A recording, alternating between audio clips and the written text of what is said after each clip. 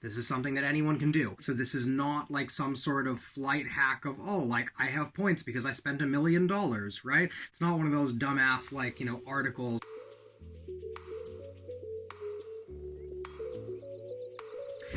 Hey, what's up, guys? Amar here. We just booked flights for $350 each from London to Mexico to Cancun. We're going to, what's the island again? Holbox? Yeah. We're going to Holbox Island in Mexico in January for a honeymoon, which is actually really nice. But yes, $350. We've already been fielding a couple of questions from people that we told about this, and so we figured record a quick video about it and tell you how we did it. As you see in the caption or wherever you're watching this, we didn't use any points, right? It's where people claim to be flying for free and it's just because they already make a lot of money. This is something that anyone can do. By the way, the kicker on this, which you've probably read in the text up above, is not only did we get these flights for $350, but we fly through Orlando, where my aunt and uncle live. Well, they're nearby in Tampa, right? Like an hour or so drive or whatever. And we actually get to spend a 2 or 3 day weekend with them for my uncle's 60th birthday, included in these flights. That was sort of by chance, but again, as we go through this, you'll see sort of how I figured out that this was actually a possibility. Okay, so step one is we decided where we needed to get to. We knew we wanted to go to this island. We weren't sure which was the nearest airport, so we looked up Cancun. So now we know that we need to fly from London to Cancun, and we have our preferred London airport, but any London airport would be manageable for us given how much time we have. Let's see.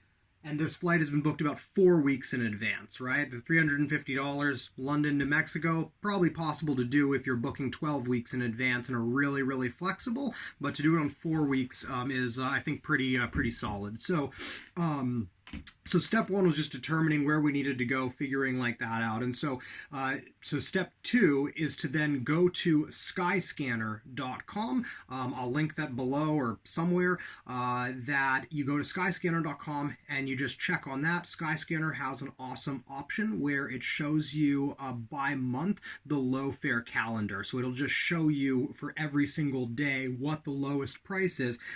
And then from there you can click to see if the flights are convenient. Sometimes you can get a really good flight price, but it'll be, 28 hours, right? Or it'll be, 58 hours or something just insane like that. So sometimes the lowest price doesn't really matter. Okay, so that's step number one.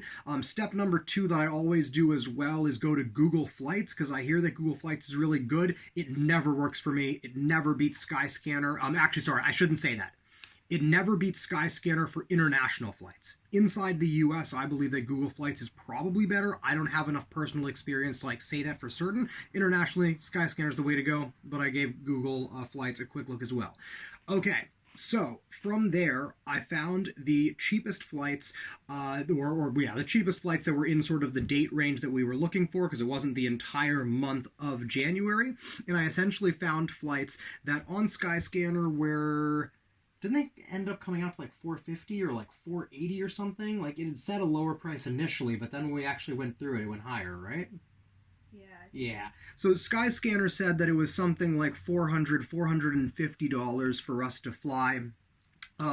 For us to make this flight. We took a look at the flights and it was 28 hours. When we looked at it in more depth, I think what it was that the layover was a 14-hour layover in Orlando. Now, the key here is that when we looked at these flights and we checked the actual itinerary that Skyscanner was suggesting for us, we realized that Skyscanner was actually booking us on 2 separate flights with 2 separate airlines, and that we were going to have to make a change ourselves. And so for those of you that don't travel that much, that usually means that you can book those 2 flights, or it always means that you can book those 2 flights separately, which is what we did. But if Skyscanner can make it so that you don't have to check out and check in and do that at multiple airports, sometimes they can get you lower prices than the cost of the combined flights. Anytime that you know that you're having to check back in for that second flight, you know they're not getting you a discount. And so that right there is the key. So now we have the information that it's about $450, but it's a 14-hour layover. So now we're looking at, do we want to pay more money and have a shorter layover, or do we want to do that? And so then option number 3, of course, is that I then went to the 2 airlines. And actually not even directly. I went to one airline directly because it's Norwegian, which is probably my favorite airline. It's definitely my favorite international airline. And so Norwegian, I was able to book us a flight from London to Orlando direct for $249. We could have done it for $199 the day after, but that's one day later. Obviously, then we want to be like landing in Orlando, right? Doesn't really matter for Mexico, but if we were going to go through Orlando, we wanted to be there a little bit earlier to see my aunt and uncle. So now we have the 14-hour layover. Do we want to book that and book the immediate flight? Usually we would probably just do that, or maybe we would extend a day and maybe get a day in Orlando on the way through, and then jump on a flight from Orlando to Cancun, which is only $100, right? So $350 total. Instead, we decided to take the opportunity to see my aunt and uncle, who I haven't stopped by their place in Tampa in 5-6 years now. So that's going to be awesome. We just saw them at the wedding recently. And so what initially looked like it was going to be a pretty inconvenient trip, or it was going to be not expensive, but more expensive than we would have liked. Early signs were it was going to be $700-800 to get an actually convenient flight that didn't have like that sort of layover. Instead of that, we get $350 flights and 3 days with my aunt and uncle, and then go on like comfortably to Mexico. So you guys can obviously do the same thing. We obviously lucked out a little bit here that this was just a couple of things that came together, and we have the experience traveling to have just like recognized these opportunities, right? Oftentimes your layover is not going to be somewhere nice, but you should always be aware that if you do have a layover, it might be possible, if you're on different airlines, to actually book the flight separately and to actually take advantage of that. A lot of people think that's a bad thing, because if one flight is late and you miss the second flight, then there's no real flight insurance. I'll probably talk about that in a different video. That's a legitimate concern, but not when we're going to stay in Orlando for 3 days. So if you have this opportunity, if you're traveling with your spouse, your partner, a friend, whoever, you could see when you're booking, if hey, we're going to have a layover in Berlin, we're going to have a layover in New York, and if we want to, we could actually just stay there for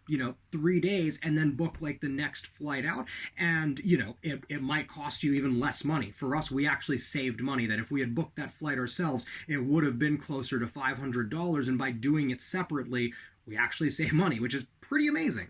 So Fran, anything else? Did I miss anything? You weren't listening to me, were you? No. Okay.